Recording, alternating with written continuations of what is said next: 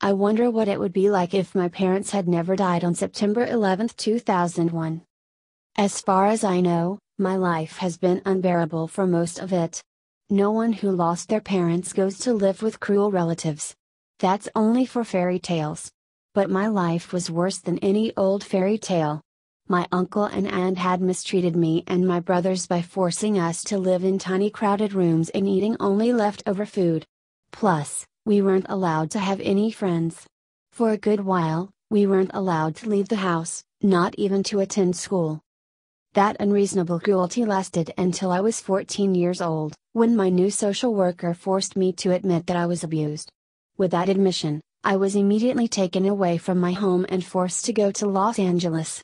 My other cousins were weird, but they made me forget about the abuse, believing that if I forget about the abuse, then it'll be like the abuse never happened. But that was a lie, since pretending that the bad thing never happened just makes things worse. So that's why I'm in a mental hospital outside of Harrison Creek, Oregon. I'm supposed to be getting help for my issues, but in reality, I'm not getting anything. That's because I want to turn back the hands of time.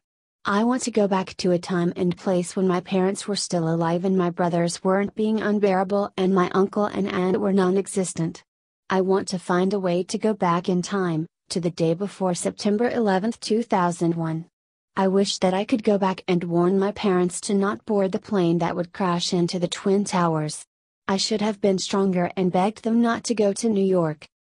I want to turn back time, but that's only a fantasy. I can't change the past.